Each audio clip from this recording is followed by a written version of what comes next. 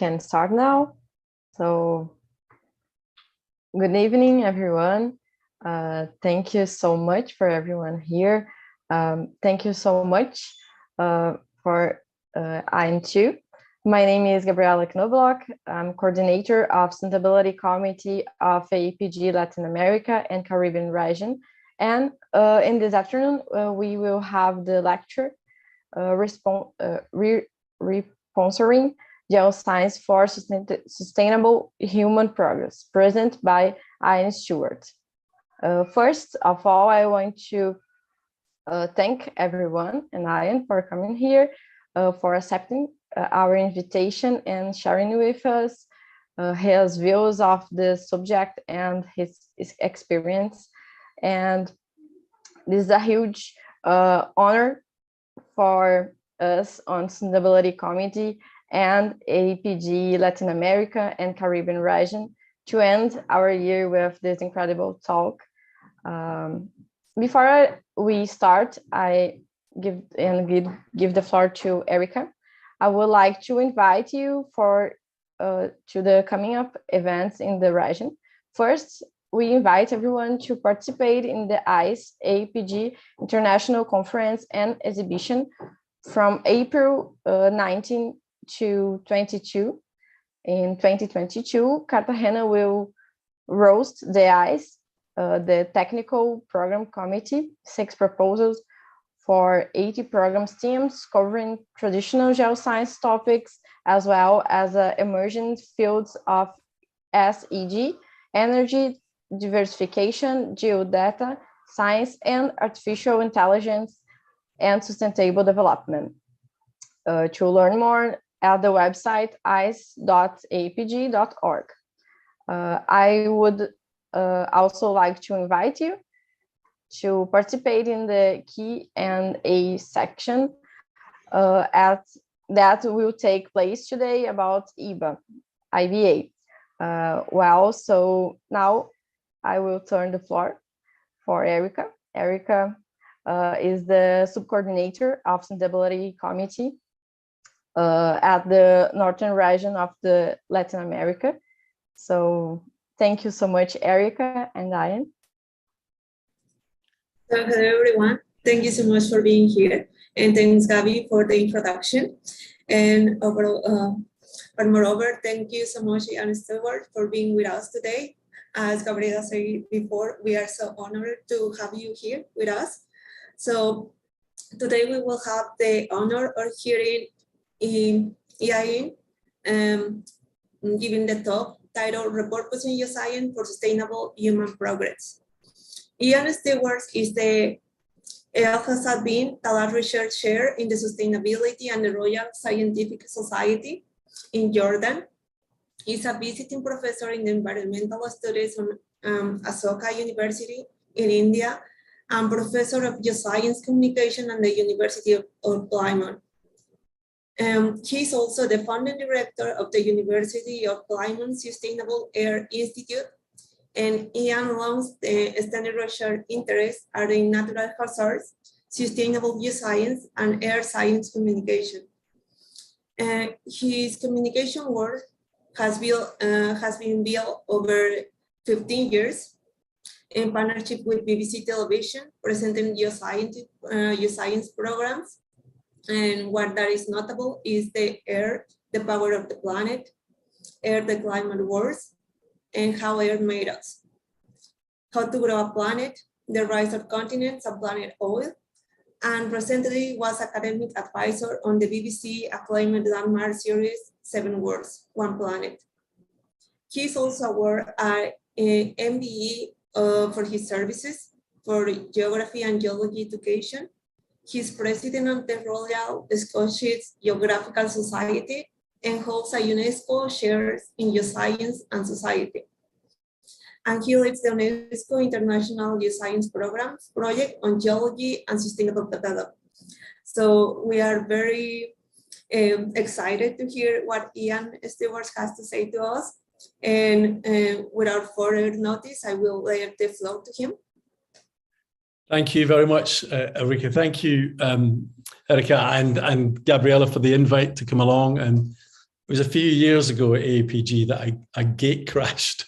I gate crashed the Latin America and Caribbean meeting and kind of introduced myself to Elvira and the rest of the team and kind of said I was really keen on getting more involved in meeting you guys, and I've done a couple of things over the years with you. So it's an absolute pleasure to be here. It hadn't dawned on me, of course, this is the Christmas lecture. I should have had a Christmas hat, and I should have done that. I've got my wine here, which I might, because it's evening here in Oman. But anyway, enough of this. Let me just, let's share screen and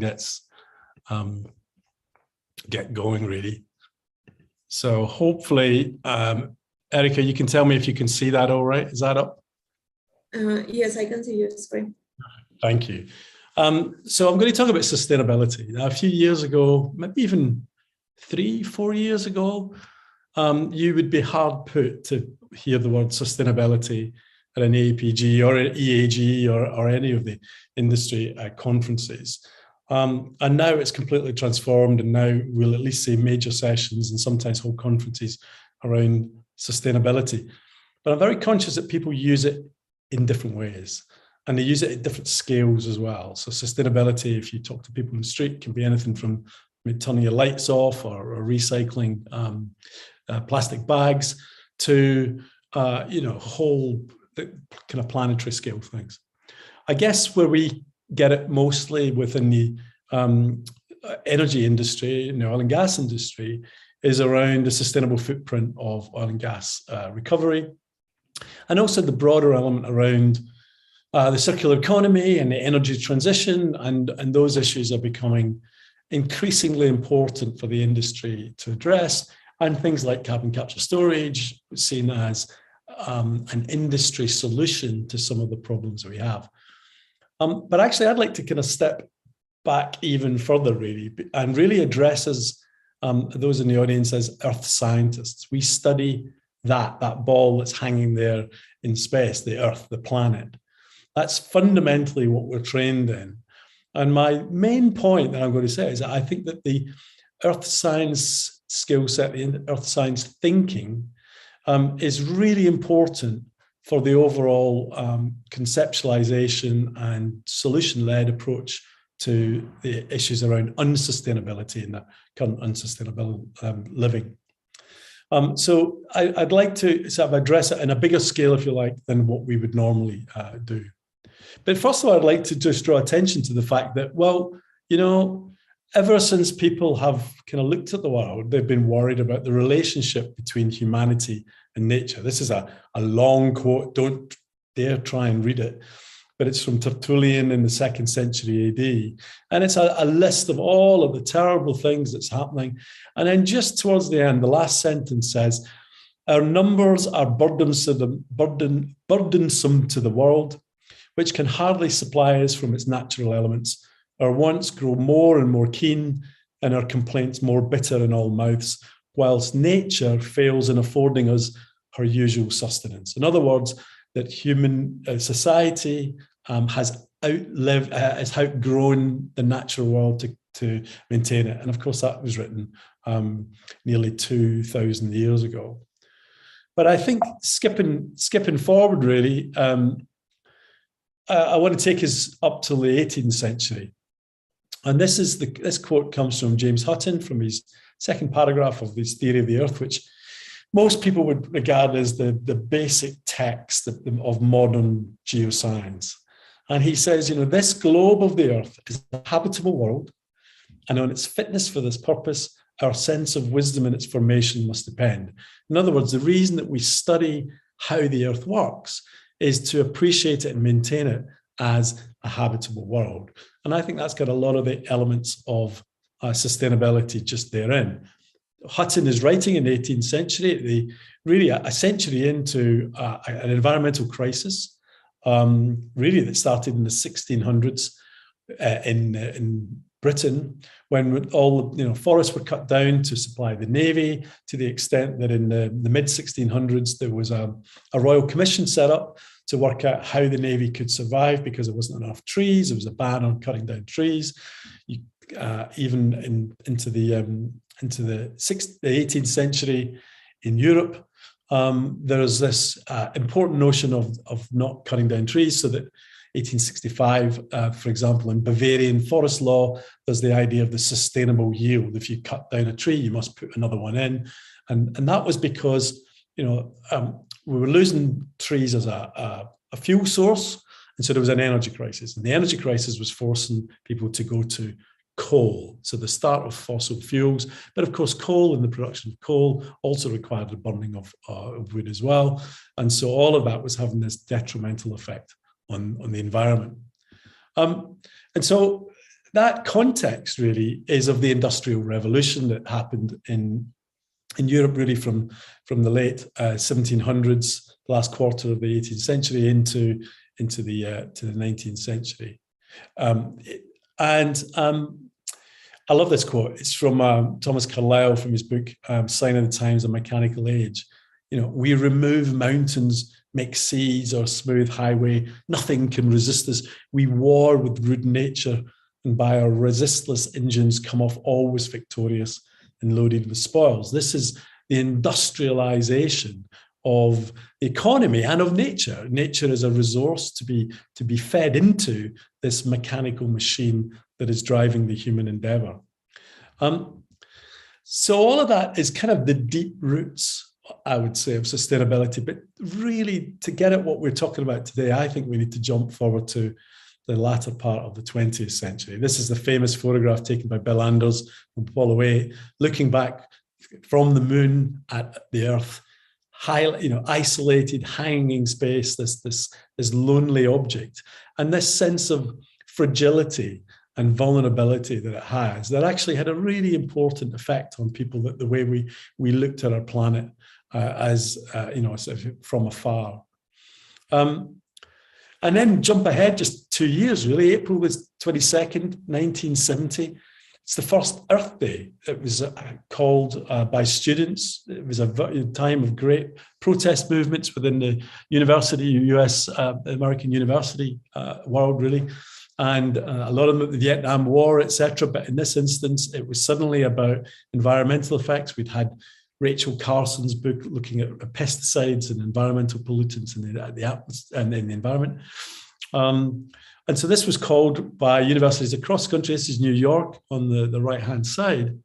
But what's interesting was it was also picked up support from other people.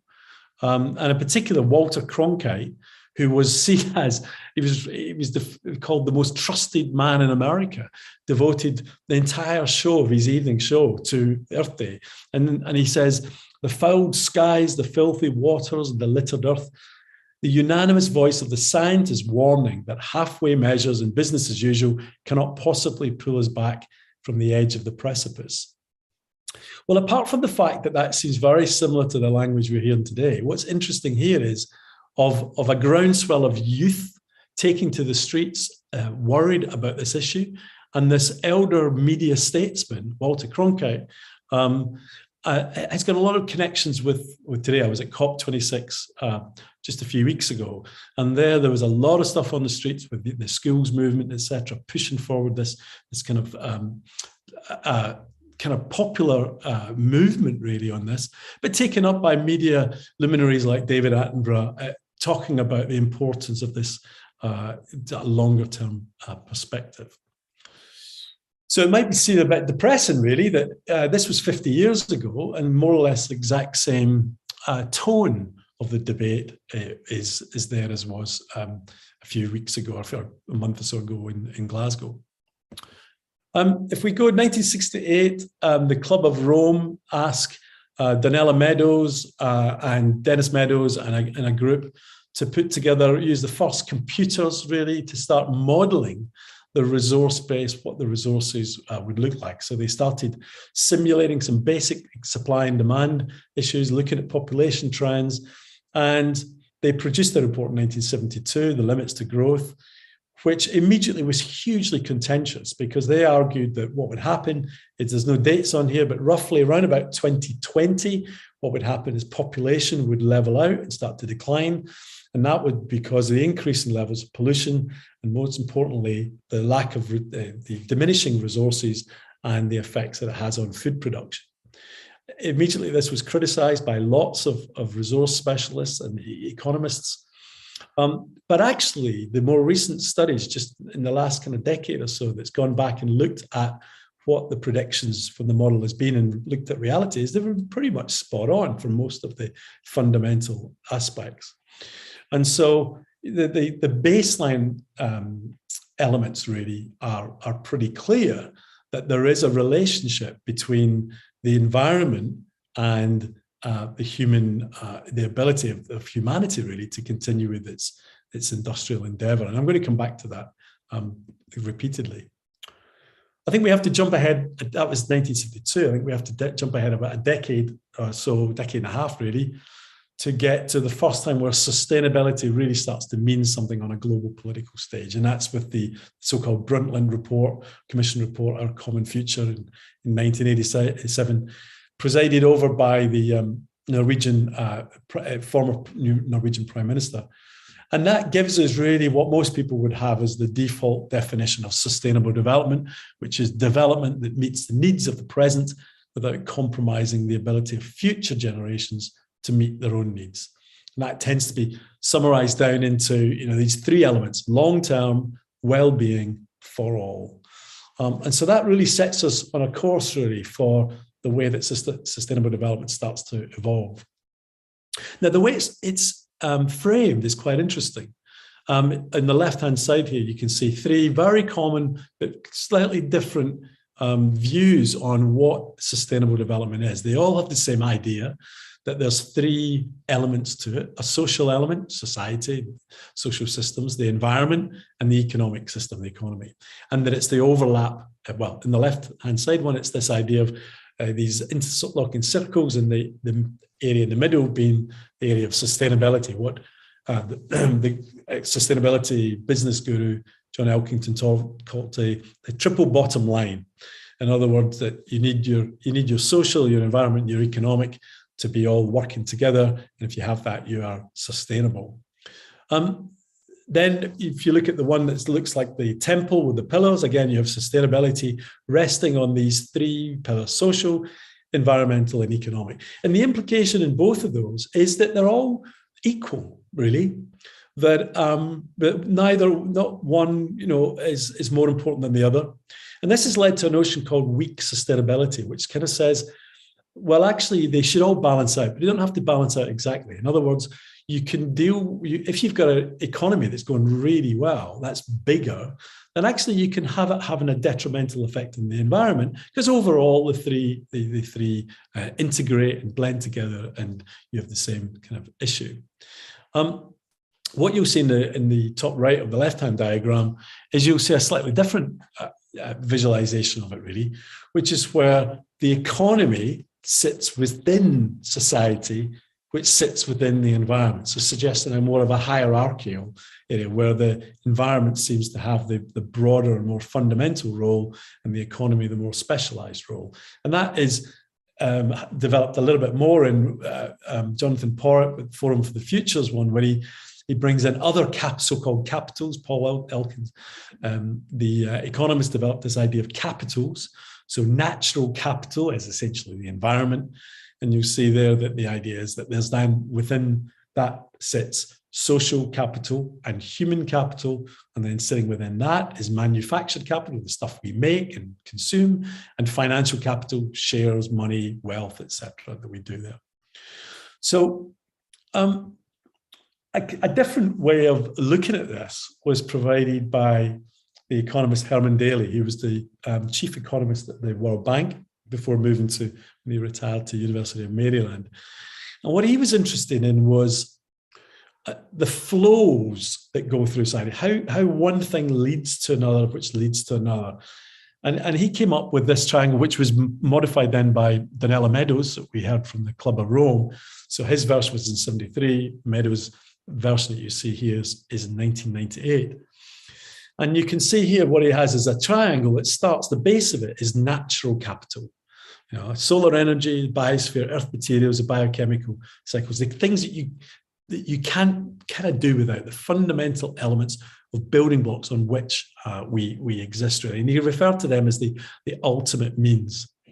And then the idea was that science and technology would be able to convert those ultimate means into something that he referred that was built capital or human capital. So labor, tools, factories, processed raw materials.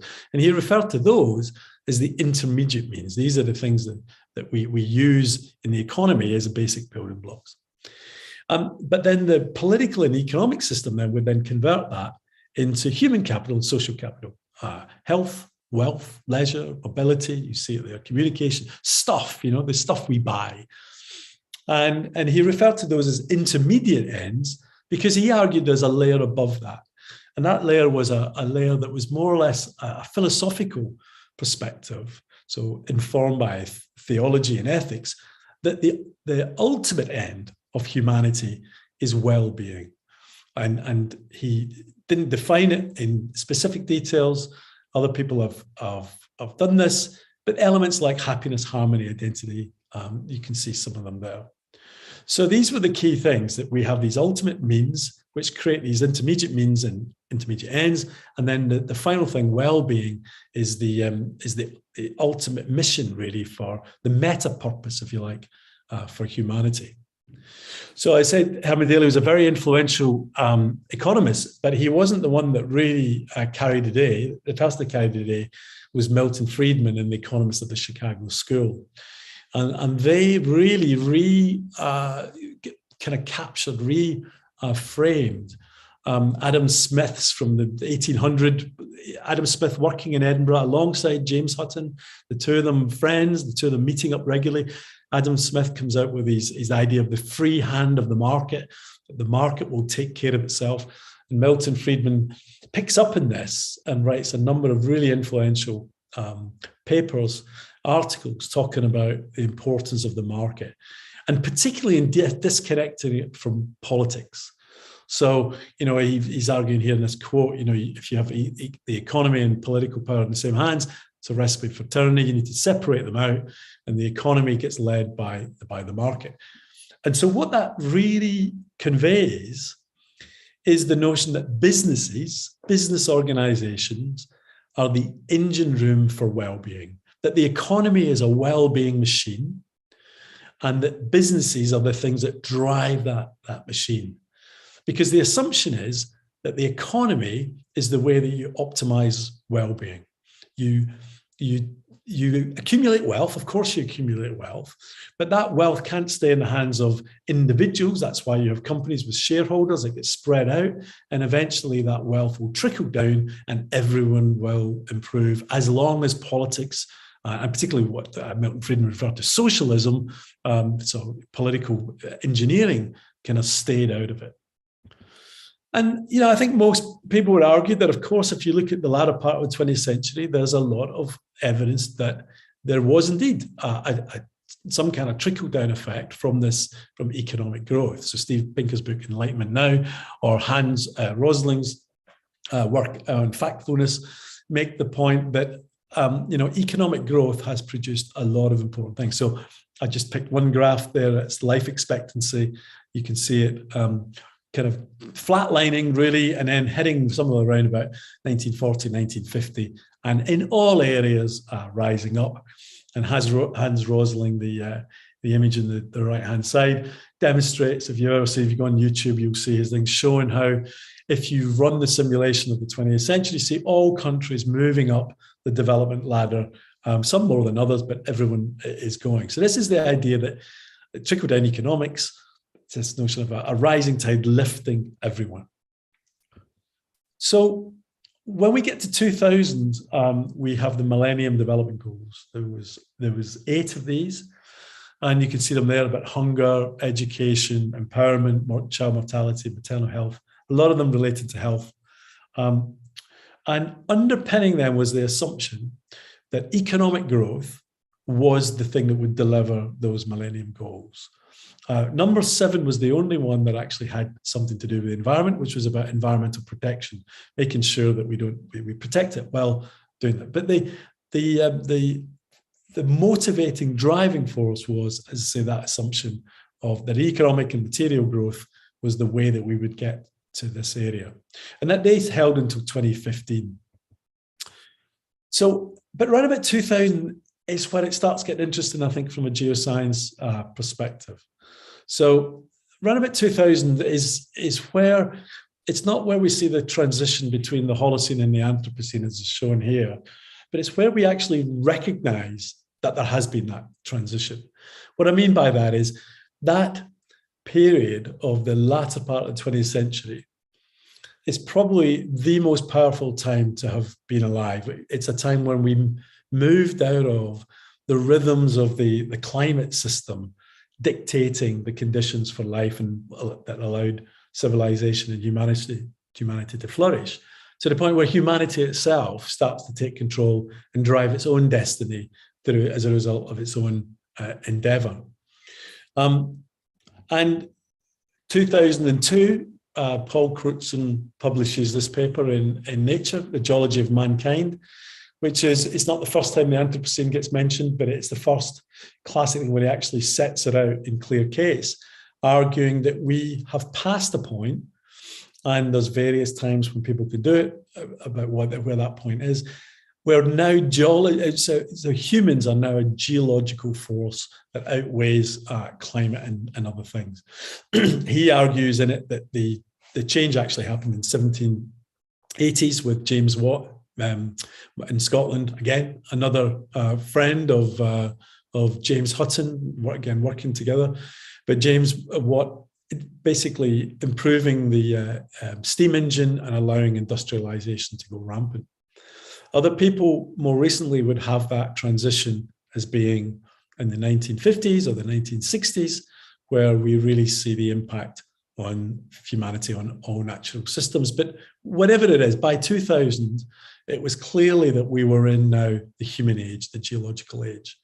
And the reason that that's important is it puts a different mental perspective onto the whole problem. So this image here is the Altiplano in Bolivia. And it is an astonishing, most beautiful place. It's a UNESCO World Heritage Site. But it's also home to 30% of the world's lithium reserves. And if we want to change that vehicle there from a petrol-driven, petrol-fueled combustion engine vehicle to an electric vehicle, then we're going to need lithium and many of the other lighter metals, not just in that, but in the EVs, but also in lots of the renewable world technologies. And so we're faced with this notion that in order perhaps to drive a low carbon future, we might have to go and dig up places like this in order to do it. This is a very live issue, and I'm sure you'll have heard of issues of this and like this. So how do we get to that low carbon renewable future if it's not going to mean a really transformative increase in the amount of exploitation of the planet?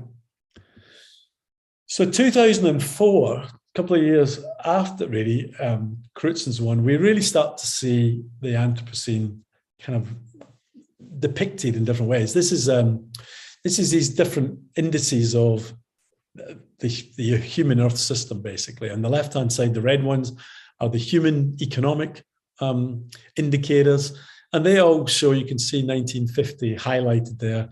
You get to 1950, and there's a huge inflection point, and it doesn't matter if it's population or GDP or primary energy use or dams, water, etc. Everything really takes off. It's that post-war economic boom where economic growth is rampant, and is the model that the World Bank, for example, is sending as a result of Friedman's economics, sending around the world. But really by 2000, the early 2000s, we're starting to see also the effect of that, the consequences of that economic growth in our natural atmospheric and environmental systems. So carbon dioxide levels, nitrous oxide, you can see that ocean acidification, forest loss, land degradation, all of these also have an inflection point and really take off in a major way post-1950. So what we're saying really is that the assumption that we can just take from the environment and that will be okay as long as it's balanced by a stronger economic system, the idea of weak sustainability, isn't really valid. And Johan Rockström and colleagues in 2009, introduced the idea of planetary boundaries to say, look, there are some fundamental thresholds, limits within the Earth system. And if we go over those, we're in a lot of trouble. And they identified 9 of them, and you can see them here. Actually, climate change in the 2009 one isn't the main one. It's the main one is biodiversity loss, or indeed things to do with the nitrogen cycle or the phosphorus cycle. But this was a way of saying, look, we need to keep within these limits if humanity is actually going to be what's referred to as that. If you see the dotted dashed line with the green area, that they refer to as the safe space for humanity. We really want to stay within that space. And as you can see, certain of the criteria, the indices, were way past that. Now that looked at the planet one, but Kate Rayworth at Oxfam said, well, hold on a minute, that's the planetary bit, but what about the social world as well? We have to think about the two together. So as well as the ecological ceiling that Rockstrom had with planetary boundaries, and you can see the same planetary boundaries highlighted around the edge, Rayworth introduced the notion of the social basement, the social foundation. So that is a level that we didn't want to go below in order to supply people with water, food, energy, housing, things around gender equality, income, etc., peace and justice. So we had to keep an eye on the social foundation, not drop below that. And we then also had to keep on the ecological ceiling and not rise above that.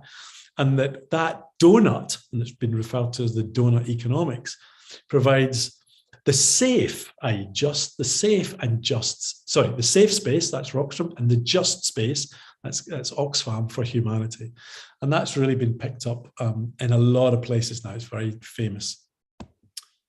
So I think what happened really in the run up to 2015, which is going to be the Sustainable Development Goals, the end of the Millennium Goals and the start of this new one, which will be the Sustainable Development Goals, introduced in a minute, was an attempt to try and bring all this stuff together. So on the left here, the Rio +20 conference, what you'll see is Daly's triangle on the left, alongside the Millennium Goals and the Proto-Sustainable Development Goals.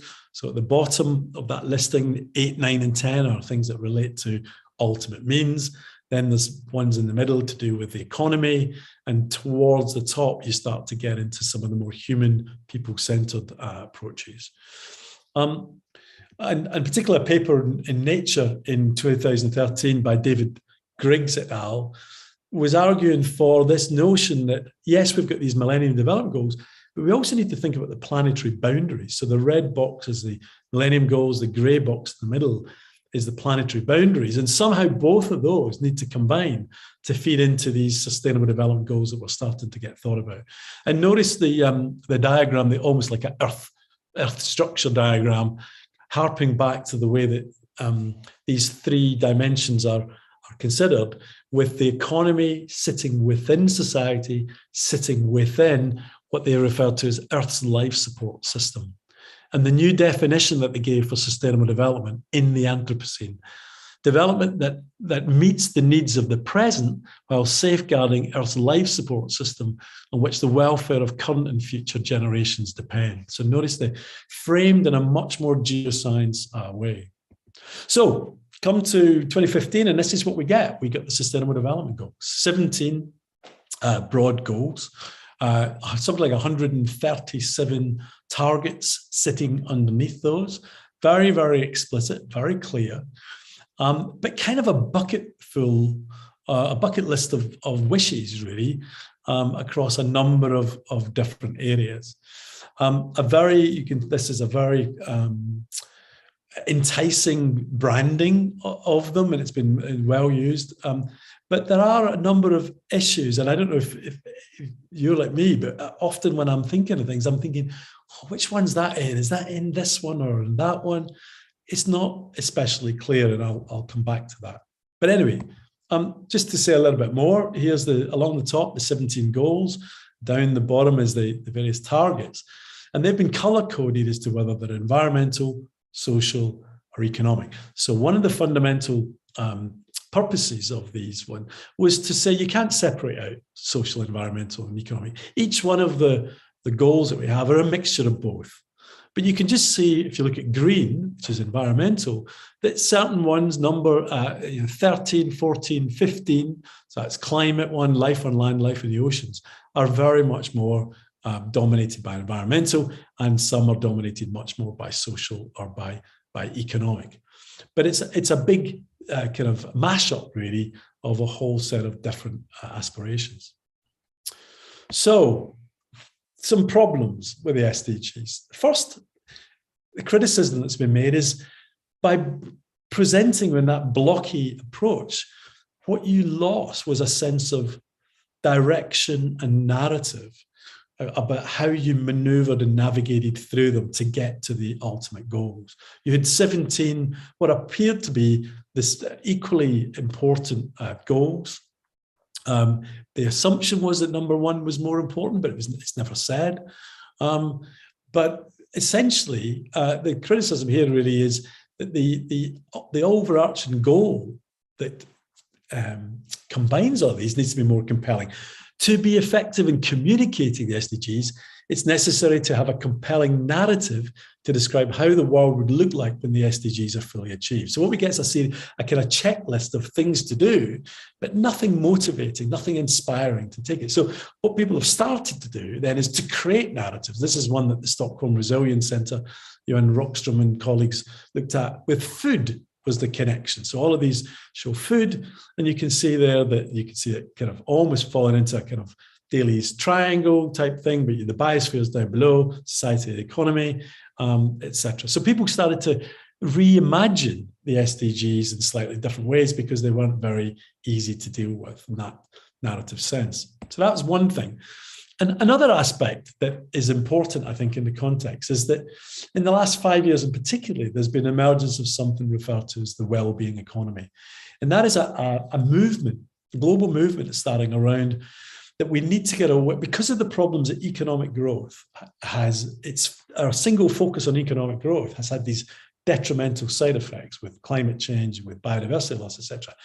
We need to look to a more holistic approach where GDP and economic growth is in there, but it's not the only thing. And so the well-being economy looks at a whole series of indices around well-being, where you can see that, for example, 5 countries now have this in law, in some kind of legal status. So that's Iceland, Finland, Wales, Scotland, and New Zealand, all small economies, modern developed economies.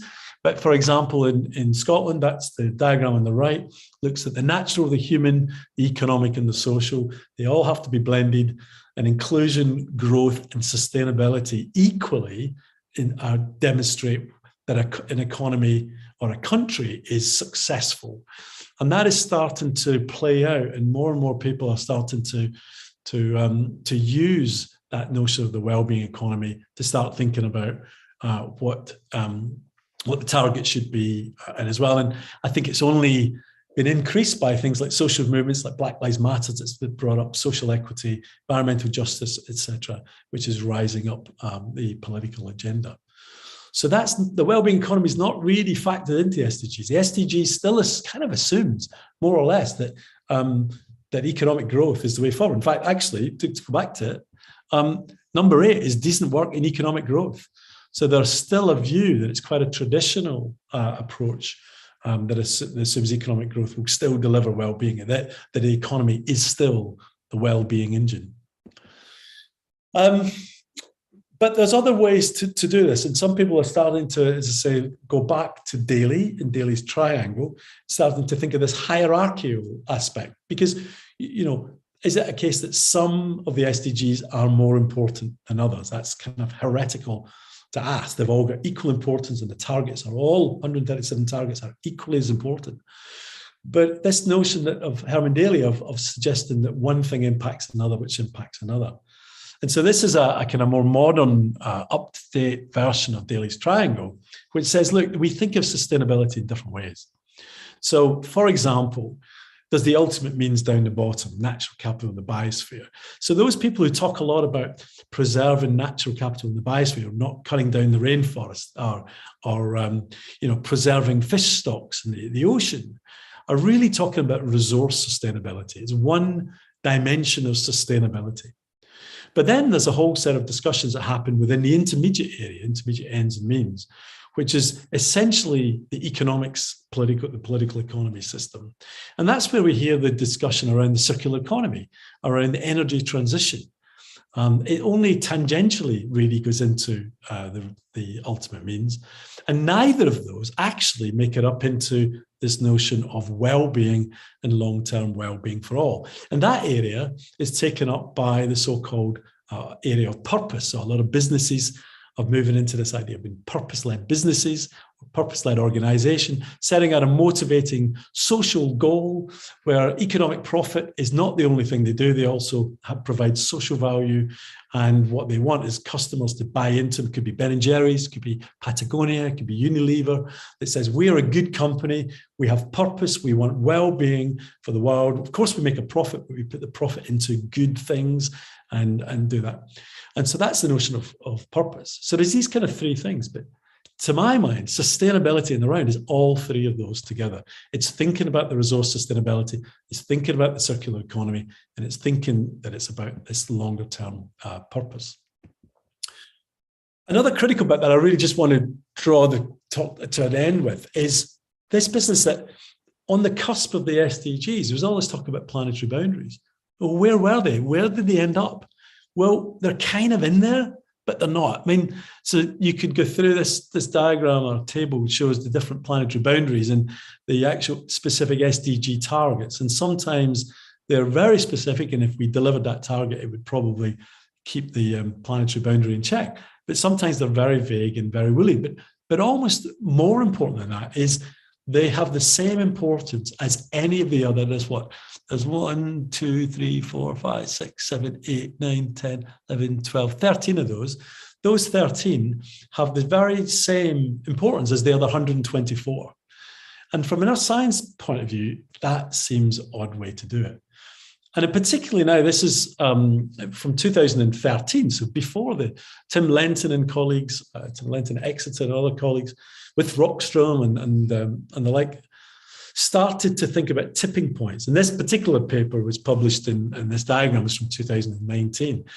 But it's the notion that there are certain places on the planet, you can see them here in that dynamic form, that if we lose them, if we cross a threshold and they move to a different mode, then they have a massive, massive effect on the ability of civilization to continue. So you'll see them there. The loss of the West Antarctic ice sheet, for example, the loss of the Amazon rainforest as a sink for, or at least a neutral carbon dioxide store, the loss of the tundra, the boreal forest and the permafrost and its methane loss, the slowdown and overturning of the Atlantic saltwater conveyor belt, losing the Greenland ice sheet, for example, acceleration of the loss of that, or indeed losing the coral reefs. So those issues are not things that we can suddenly just balance off by increasing something on economic growth. These are fundamental aspects that if humanity pushes the planet too far and goes over these limits, there's going to be a real problem. So just to kind of pull things together then, the fixation then is about the SDGs. But really, I think that's a red herring. Of course, we should try to hit those targets. But as an earth scientist, I feel there's a bigger issue at play here. And, you know, this is a paper, again, by Rockstrom and colleagues from the Stockholm Stockholm Institute of Resilience, saying, look, we're really not going to meet the SDGs by 2030, and we might not meet them by 2050. So one of the things that comes through there is we need to think about these planetary boundaries. We need to keep our eye on these fundamental limits and tipping points. And what I find interesting, reading up at the SDGs and how they came about, was there was a discussion about an SDG around what they call planetary integrity. And planetary integrity would be founded on governance, earth governance. So basic governance around some of the issues that have gone, for example, into governance around ecocide now, which is when the International Court of Human Criminal Court was put together. It was asked if alongside human crimes against humanity, whether they'd be crimes against the environment. And every country voted yes, except for two countries, and that was UK and Holland. And so it didn't go in, and the International Criminal Court didn't go for ecocide to be there. But this notion that we need to think of the problems and challenges we have at a planetary scale is, I think, going to rise up the agenda again. And so this is my last slide. It reminds us of that down in the left, that quote from Hassan, that the globe is a habitable world, and on its fitness for this purpose, our sense of wisdom in its formation must depend. Our understanding of the Earth and how it's come from tells us something about its journey through the ice ages into this Holocene period, and now sitting on this kind of knife edge, really cliff edge, about to descend quickly into either an unsafe future or a safe and just planet. And that must be one of the main focuses for geoscience. In other words, that really geoscience is not just about resource sustainability or the circular economy or carbon capture storage or whatever it is. It's about the big picture, safe, and I would also argue just operating space for humanity. And so on that point, I will thank you very much and gladly take questions and comments. Thank you.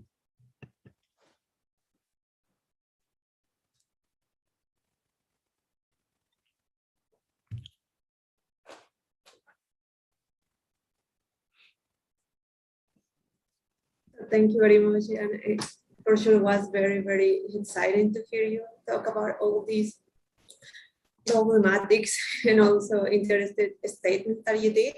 So now is a moment for the Q&A session, and for all our attendants, you are welcome to raise your hand if you want to ask an open question, or you can write in the chat and we can read it for Iain. So just let's wait a moment to see if anyone has a question, or we can start reading the ones that we get before.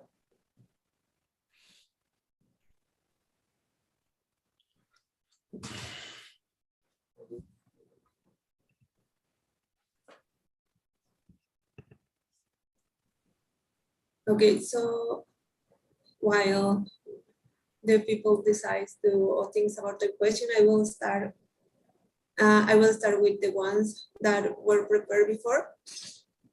So the first one is, how do you see society's interaction with geoscience in the coming decades? Nice question. I spend a lot of my time thinking about this. I think that, so I don't know what it's like where you are, but what we see in the US, the UK, most of Europe, Australia is declining student numbers coming into geoscience at university and master's level, complete falling off a cliff of geoscientists going into oil and gas, a little bit less so in minerals. But basically what it looks like is a kind of disenchantment with geoscience, a sense that geoscience isn't the subject to be in. It might be its association with fossil fuels and environmental degradation, or it might just be that it's seen as relevant to the challenges we have as you know, quantum computing or biotechnology or AI or whatever it is, that there's more exciting things. That maybe geoscience in the latter part of the 20th century was exciting, it was frontier stuff, and it's just kind of gone past that. So I think that's the big worry for me is why is it that there's been that loss of enthusiasm for geoscience? And it's even in schools as well. And I think one of it is because we failed to keep pace with this changing view of our relationship with the planet. Ironically, because we're all scientists and we should know it. But if you think about it, the logic is this, that from the late 20th century, economic growth drives the well-being machine. So you need economic growth.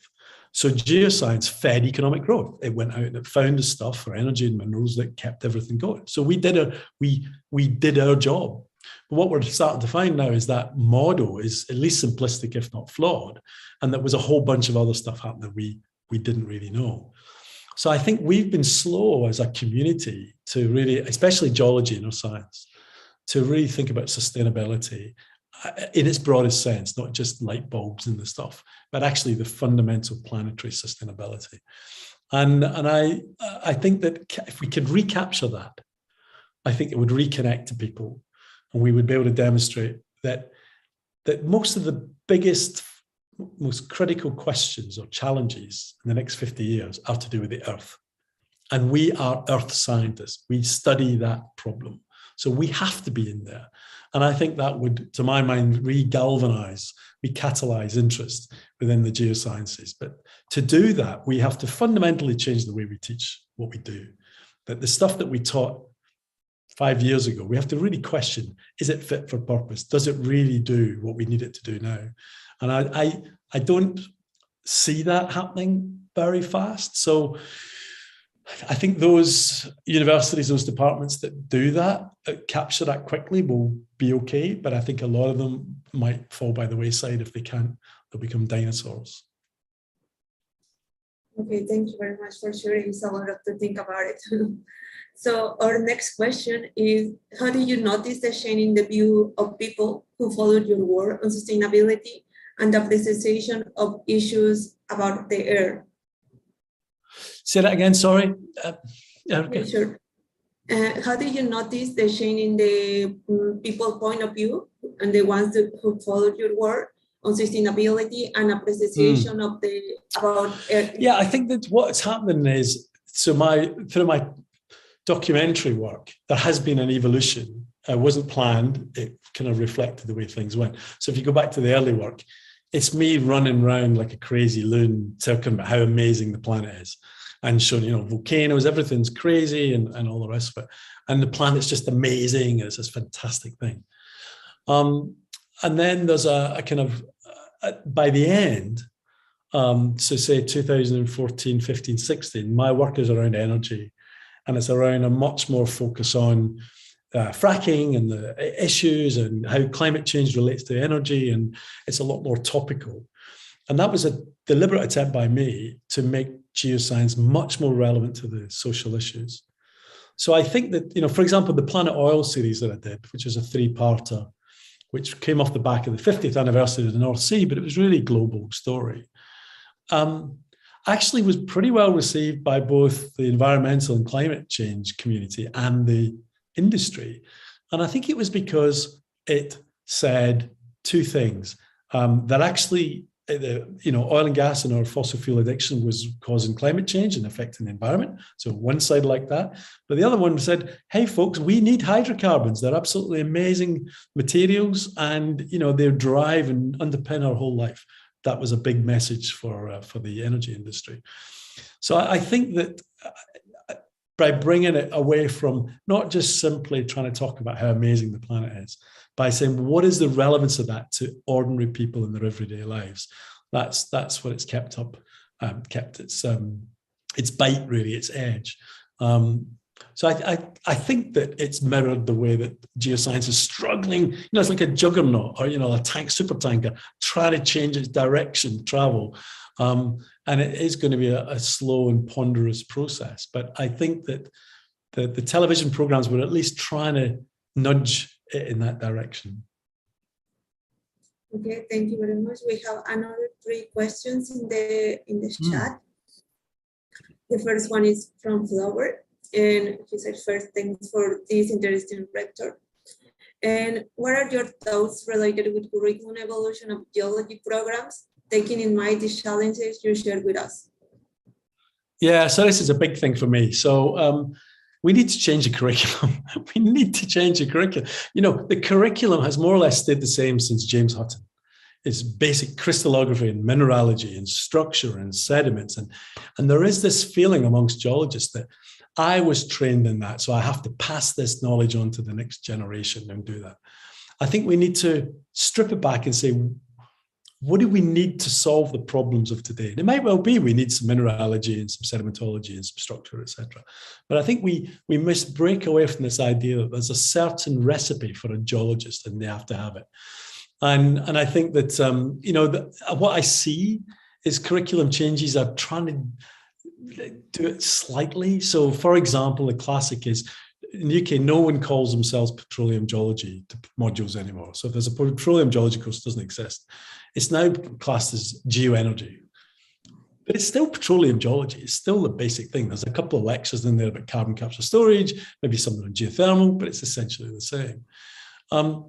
And I don't think that's enough. I don't think that's going to be enough just to tweak a few bits of the curriculum and say, hey, look, we're great. We need a fundamental root and branch review about what's important and why it's important. And I think liven up the curriculum with lots and lots of things that people actually care about. And one good example is water. It could be that 2050 water is more expensive than oil because of this. I live in Jordan. It's the second most water scarce country in the world.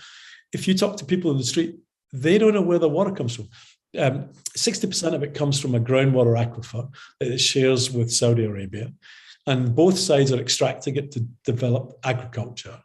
And it could run out in 10 years. And it supplies 4.5 million people in Amman. So water is going to be a critical thing. And yet, I didn't get water in my course. And in the UK, there's very few hydrogeology courses. And yet, it's one of the critical issues. What's that all about? So I think that curriculum, we really need to have this test of what is the fitness for purpose, and then re-engineer the curriculum around it, rather than thinking about this is the way we've always taught it, and this is why it's important to carry on that legacy into future generations. Because otherwise, those future generations just aren't going to be there. Then geoscience will be maybe even out there in the world. Okay, thank you very much for your answer. And the next one is for Elvira. It says, how the sustainability looks like in the current geopolitical environment? Yeah, that's an interesting one, I guess, because as geoscientists, we tend to not want to involve ourselves in the geopolitics of it all. And it's an interesting point for discussion. And I think a point that we just came off the back of curriculum. One thing we should do in our courses is talk to the students about to what extent should the geoscientists get involved. It's an ethical question. What extent should we get into the politics and the economics and the social stuff as well? I think my view is that we should definitely be in there informing it, the debate. But of course, at the end of the day, it's driven by politics. As I say, I went to COP26. It's a bunch of stuff around the science, but at the end of the day, it was a political process. World leaders were deciding on these things. India, at the last minute, screws up the thing about coal. These are huge, huge issues that seem very far from geoscience. And I think that's right. I think we need to be careful that we don't try and do everything. So I think that we should be aware of the geopolitics of it. But I think we need to keep the attention to the geoscience knowledge that we want to be feeding into this political process. But what I would say is I think that, and I'm not sure if Elvira meant it this way, but I do think that geoscientists should get, at the end of a geoscience degree, it would be lovely to see more geoscientists going into government, into policy, etc. Because I think the more politicians that have that holistic, integrated Earth system science viewpoint will really help us. So I think that is somewhere, again, where we've maybe not fed people in. And one of the reasons for that is because geoscientists want to be geoscientists, many of them. They love geology, and they want to be out there with rocks and doing geology. They don't want to be sitting in an office with politicians. But I think for those who do want to and are good at it, I really think we need some people upstairs in the political corridors. Perfect, thanks a lot for your reply. And our third question is for Haydon. I'm sorry that I mispronounced your name. And it says, in the last slide, you showed the air on the knife edge between the Holocene and a dangerous future. In other words, a metastable system. If we're in a meta state, it seems highly unlikely we'll be able to stabilize their systems.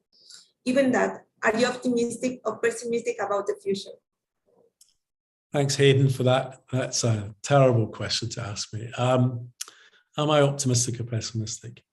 I think I'm hopeful. That's a slightly different way.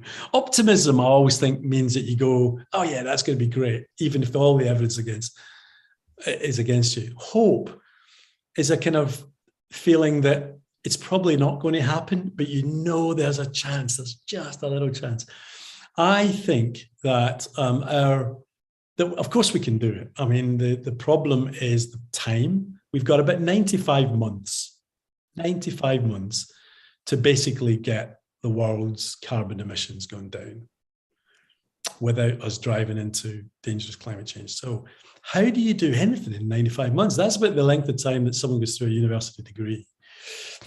So trying to change the world's system into this nirvana of the green economy and the circular economy and all the rest of it, it's really hard to do. But I think the direction of travel is set. You know, I think that this age of economic growth for its own sake is done. I think there will be a move towards a well-being economy. The question will be if it happens fast enough for the climate change and for biodiversity. But we don't really have a choice. I mean, I agree. That diagram suggested, you know, there's two different ways to go, and probably is going to be at some kind of middle ground, fudged, messy, with a bit of both, where we're going to get some bad climate change coming our way, but we managed to maybe offset the worst of it and put us on a better course. But I think the main thing I would say for geoscience is this notion that if we have this bigger mission, which is that the job of geoscience is to improve people's lives generally. It's about advancing the human well-being.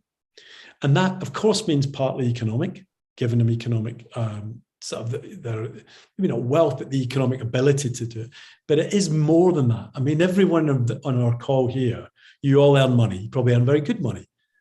But you use that money to make your lives better. You go on holidays, you have hobbies, you do something. It's not just about that paycheck and accumulating that money. That's the same everywhere. So I think that we need to have this bigger frame around geoscience, which is that we're not just providing stuff, the resources, the know-how for that. We can actually make the world a better place. And that ought to be our mission. Perfect. Thanks a lot for being optimistic and for bringing us a little bit of hope as well with your point of view. So we have another question, and is in the pillars of sustainability that you presented, which do you see that needs more attention to be fully achieved, so we can achieve fully sustainability? I just cut out there. Could you just repeat the question then? It's not one in the chat then, is it? Yes, it says, in the pillars of sustainability that you presented, which do you see that is the more attention to be fully achieve sustainability? Well, what I was driving at in that talk was this idea of a balancing act between balancing social and economic and environmental. Seems fair, but it might not make sense from a biophysical planetary perspective. What I mean by that is, if you there are a whole bunch of people who see the social goals as most important, social equity, for example, gender empowerment, all of these things. There's another bunch of people who really are interested in either economic development or economic distributed justice, you know, less inequity in wealth, for example, and redistributing wealth. And there's a bunch of other people who see the economic ones as the critical point, saving the Amazon, for example, saving the Antarctic or Greenland. My point is that if you put all of those together, maybe it's because I'm a geoscientist, I would say that the planetary ones are more important. That if we cross some of those boundaries, then civilization, humanity, in decades to a century or so, is in real trouble. The social ones, I would argue, are not in that category. So that's why I would say that I would focus on, as a community, as really understanding how those geophysical constraints, or sometimes geochemical ones, are happening, and then how they impact on some of the other areas. It's a complicated issue, but at the moment, I think what I was trying to portray in that talk was how the geoscience planetary boundaries, in particular, and the tipping points, were kind of squeezed out a little bit, and don't seem to have the headline messaging that I think they ought to have. And so I think that would be my main take-home message there. Okay, perfect. Thank you very much for all your replies. If anyone else has any question, please feel free to raise your hand or to write in the chat. or to do any comments, we will be very happy to hear you. So one thing, can I say one kind of final thought, really? Because I'm very conscious that most people on the call are in the energy industry and maybe feeling really bad, feeling very depressed because, you know, the usual portrayal of sustainability and climate change, etc., paints oil and gas in a very bad place. But I would say two things about that.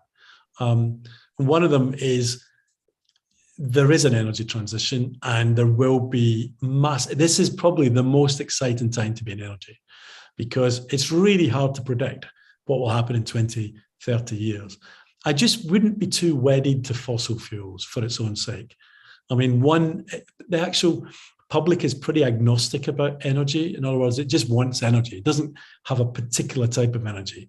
But I sometimes feel a kind of defensiveness on the oil and gas to protect this particular type of energy. And actually, people just want access to energy. The other thing that I'd say is almost all of you have come through an earth science degree. You saw all of this stuff, the amazing stuff that geology was, and you ended up in this area.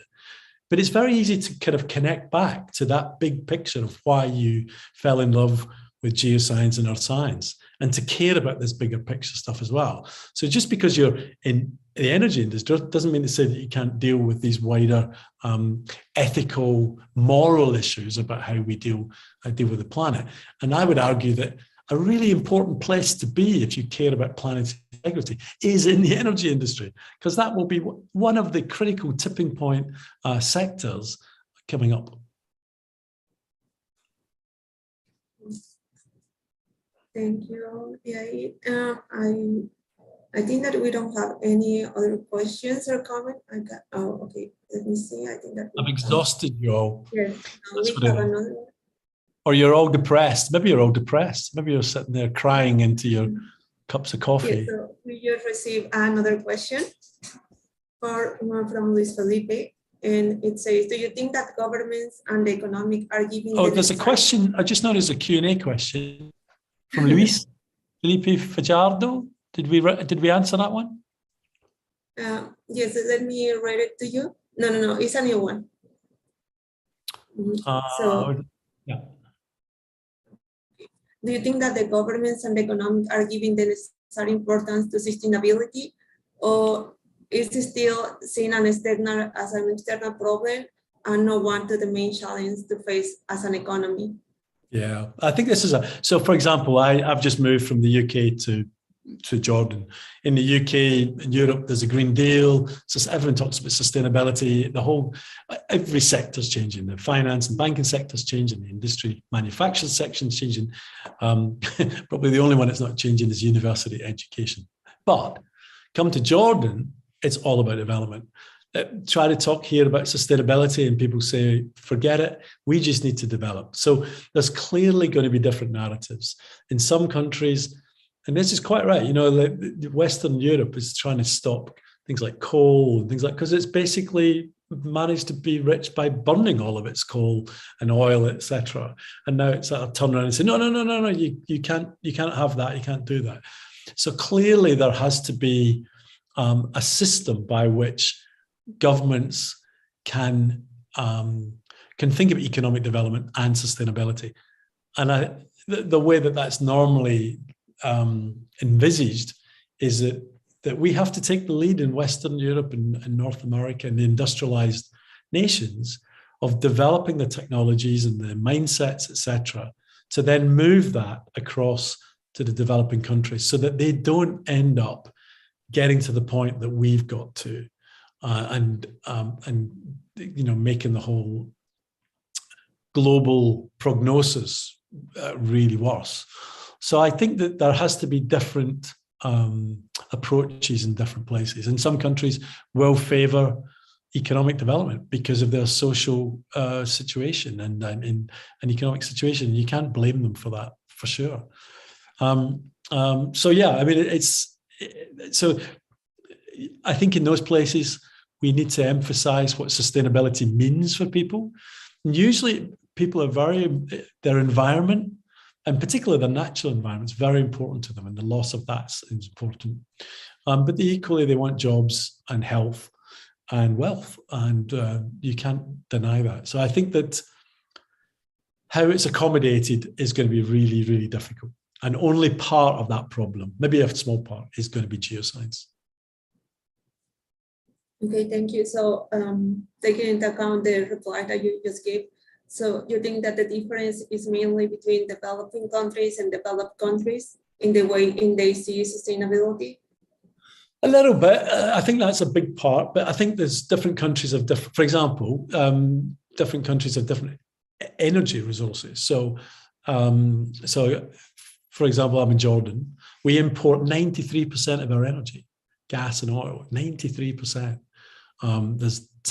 And yet this is a country that solar could be amazing at. They're looking at some oil shale. It's got 8th largest oil shale resource. So each country will have its own, the geology will have given its a set of ingredients, if you like, that it has to play from. But I think in general, the developing countries, the lower income countries, will want to see increased equity around development, and that will require a lot of energy. It will require increases in food production. It will increase a lot of these issues that are going to be quite problematic. So it's no surprise that the developed nations, I've mentioned the well-being economy, are small nations with lots of options. So Scotland has got lots of energy options around it. It has got the luxury of being able to make some of these decisions, same with Iceland, etc., New Zealand.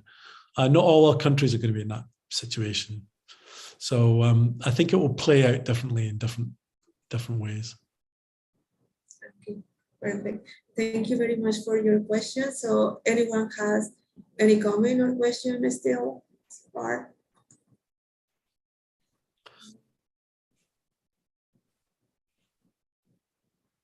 So we have a comment. So it's just a comment for Hayden. It says developing countries often says you'll be polluting in order to develop. It is all right to do the same. How do you respond to this argument?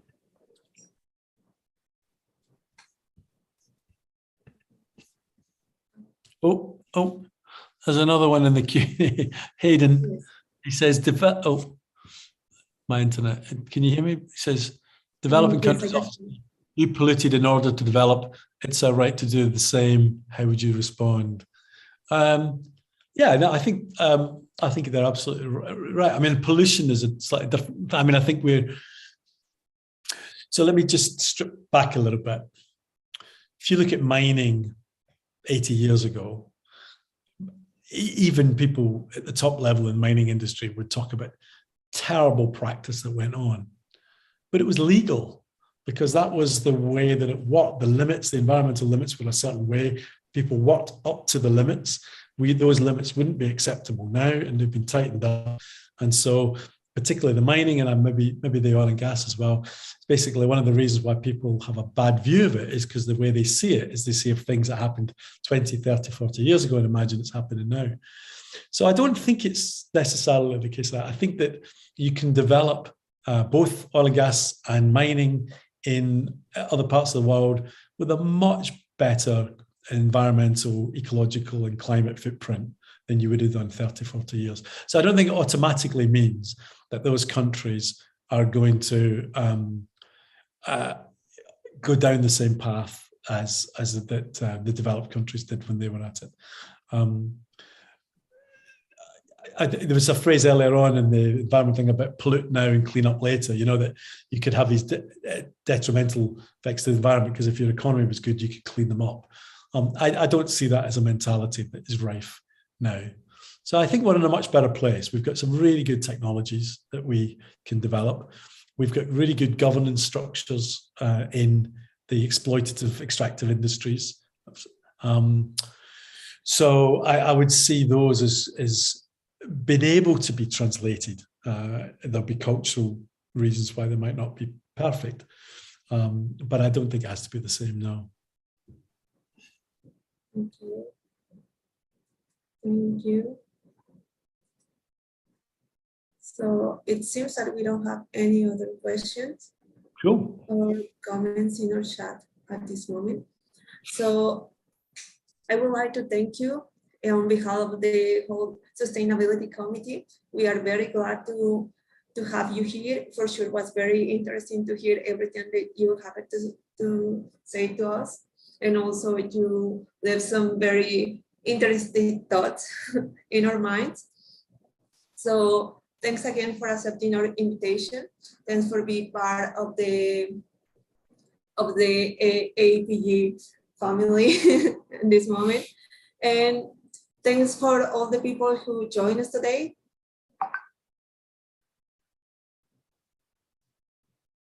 So in the chat, Elvira asked if you are going to attend the ICE in Cartagena. I'm not sure. When is it again? Who knows? No one knows what they're attending anytime at the moment, are they? There would be the changes in travel and all the rest of it is so complicated. But I'd love to. I had such a good time, and I've never been to Cartagena and things like that. So it would be fantastic to get out your way. We talked about it, and it just COVID kind of killed it before. So I'd love to get out there, to be honest. But let's hope we can do it, inshallah, as they say here. So thank you again. And for all, stay tuned for the coming AAPG and Sustainable Committee events. And have a nice day and happy holidays for all of you. Thank you. Thanks, so everyone. much. Thanks for turning up and keep having those discussions. So fantastic. Have a great holiday.